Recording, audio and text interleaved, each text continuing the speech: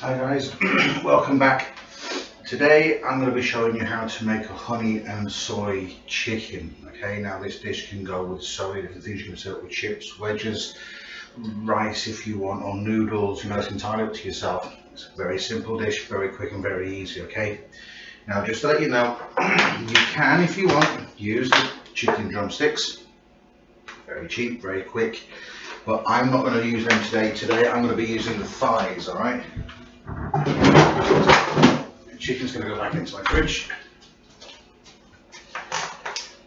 and this is what I'm using. Okay, now I'm going to come to them in a second. First, we're going to start off on our sauce. Okay, so our sauce is going to be made up of, we're using dried ginger. You can use fresh if you want. If you have the crusher, even better.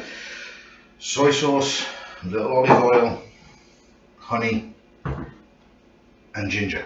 Okay, now this is of ginger root. Okay, this is the fresh form. You can use the dried ginger if you want to. I have this in my fridge, so this is what I'm going to use. Okay, now give it a smell. It smells lovely, very fresh, very fragrant. Okay, we're going to be using maybe about an inch square, inch cube, whichever way you want to put it, of this.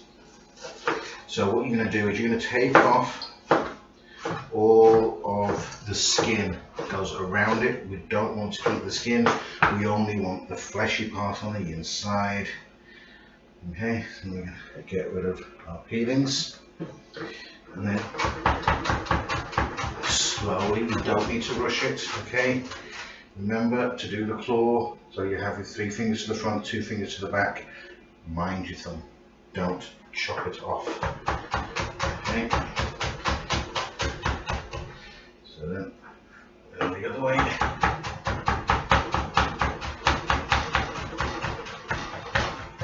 And there we go. Then up he comes and into our little mixing bowl that I have set aside. Put him to the side so I don't need him for the second. Now, honey. Okay, any old honey will do. Doesn't need to be expensive or local. And what we're looking for from this is 5 tablespoons. Okay, this is very sticky kind of a recipe, very sweet. 1, 2, 3, 4, and 5. Okay, and that'll do. Just mop up what's dripping. You don't want to drip into your cupboards, make your cupboards all sticky. Keep things clean as we go, yes? Now, for this, I actually am using olive oil. I know what I've said before, and I prefer cooking with sunflower oil or vegetable oil or rapeseed because it's nicer on the palate. But the olive oil actually really does work with this recipe. Okay, if you don't have it, you can use any of the other oils, it doesn't matter. Okay, and we're going to use 3 tablespoons of oil. Okay, let's set it to the side. And then our soy. You can use a dark soy, you can use a light soy, it's up to yourself. I'm using light soy just because it's what I have in the fridge. I probably would use a dark soy if I had it to hand. Now you want 3 tablespoons of this as well. Now as we do the recipes, the ingredients and the methods will be underneath the post, okay? And email me back if you have any questions. Then we have our dried garlic. Again, you can use fresh garlic if you want, there's not a bother. I'm just using this because I have it. And we're meant to be using about half a teaspoon of garlic. And then, as always, we're going to season it, salt and pepper. Sea salt if you have it, if not, it doesn't matter. And again, I'm using the white pepper. You can use the black if you want, if you like it a little bit warmer, that's not a bother. Okay. And we're going to give that a good old mix up because right now it just looks like an absolute mess. So what we're going to do is mix it all up, and that's going to turn into our our marinade, okay, and then the marinade is going to go all over the chicken, and the chicken's going to sit in it for 15 minutes, and then it's going to get put on the wire rack that I have in the front, and we're going to bake it in the oven for about 40 minutes, 45 minutes, and what will happen is it will come out and be the sugars from the honey will crisp all the way around. It'll be really nice and tender on the inside and soft, crispy on the outside and lovely. Okay, so we're going to sit that to the side, and then I'm going to bring back my board because there's something that I want to show you all. Okay, this here, you can see that it's called a boning knife. This is a knife designed for taking the bone out of chicken and other meats that we have. Okay, now you probably won't have one of these. You can use a paring knife if a paring knife or something smaller. Now on the underside of your chicken knife, you can see that there's a bone. Okay, and what we're going to do is we're going to cut alongside the bone. Okay, and don't cut on top of it, literally just at the side. If that's your bone, you're going to go all the way up the side of it. Okay, and he curves off a little bit at the end. You're just going to follow the shape of the bone. Okay, and then on the other side as well.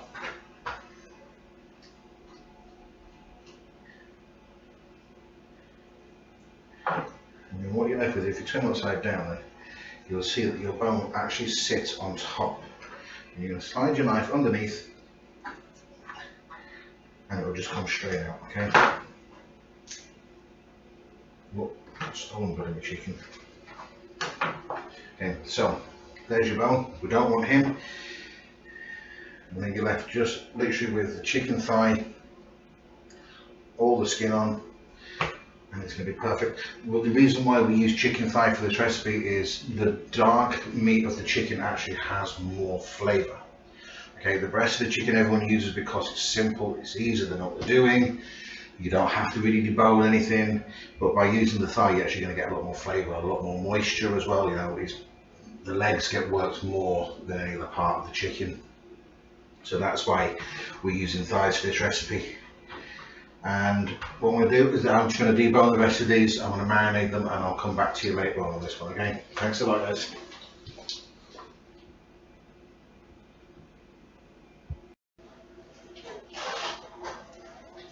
Okay, now here we are. This is our chicken thighs. They've been marinating now for about half an hour or so. Okay, and I had them left in a Ziploc bag. All the juices in there. Just kept on massaging them around now and again, you know, just to make sure that it was all incorporated. And we're going to stick him on one of these. Okay, he's on a rack. And what will happen then is all the juices will drip underneath, and they'll all accumulate down there, and it'll stop the chicken from sitting in it. It'll also help to aerate, meaning the air can get underneath your chicken, and that'll crisp them up from the underneath as well as the top. Okay, so it's almost like a rotisserie style chicken. Okay, just without the rotisserie. Now, what I'm going to do, let's see if I can do this all in one. Now again, just remember guys, hands should be washed at this point. Okay. There we go. I'm going to try and get them over the tray, skin side up to start with, okay? Now there are certain recipes if you don't have a wire rack, what you can do is you can put them in a tray, leave them for half an hour skin side up, then turn them over for 15 minutes or even 10 minutes and do the other side, and then they'd go back skin side up again for the 5 just to crisp them up. It's a lot of work for something that you may just have a wire rack, a cooling rack, or a rack inside your grill that you do your cheese and toast with, you know. So just try and find one if you can. It's a lot easier. Okay, so this is all skin side up. We're gonna scrunch them up, make sure they all fit on. All the way around like that. And the remaining juices, just pour it on top. You don't want to waste it. Okay. And now this bag goes in the bin. These hands get washed, and then I'm going to put this in the oven for about 40 minutes, and he's going to be on maybe 180, 190 degrees just until it starts to crisp. Now, if you've overcrowded them and you find it's not crisping up all the way around, just separate them, okay? Just put them into different trays if you have to, all right? Listen, I'm going to clean my hands up and I'll get back to you in a bit.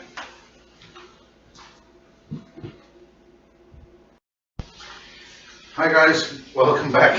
Okay, now our chicken has been in the oven at 190 degrees for 40 minutes. Okay, now as I said, we'll be sat on our rack, so when we go and look, he should be nice and crispy on the top, nice and crispy underneath. Still pink in the white in the middle, not pink, sorry, white in the middle, but nice and juicy. Okay, so we're going to take a little look at him now.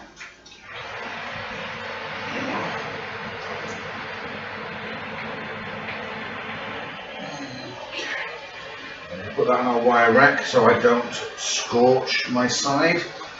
Remember, this is why we have hot stands and things in kitchens, so we don't burn anything that's underneath it. Okay. Now, I'm not sure if you can see that actually. I'm going to pick a piece up and we'll show you. Oh, a little bit stuck.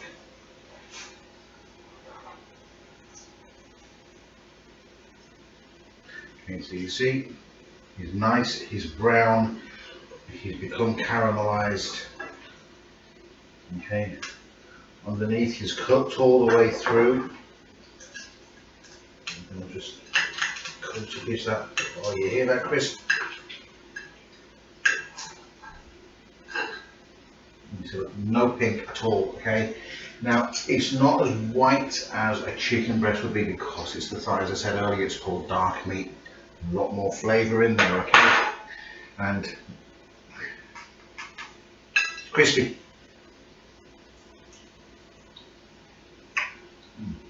Absolutely lovely. A little taste of ginger, a little bit of soy, a little sweet. Now when you serve it, give it a little bit of a season, a little salt, a little pepper, and you serve it with chips. And you can serve it with noodles, with rice, you know, whatever takes your favourite, doesn't matter. You can let it cool down, you can use it on sandwiches, you can use it for a barbecue, you can use it for picnic, entirely up to yourselves, okay? Guys, maybe it's still a bit hot, I'm moving yet. Enjoy. As always, drop me an email, let me know how you got on. Any questions, just ask. And send me photographs of what you've done, okay? Take care, thank you.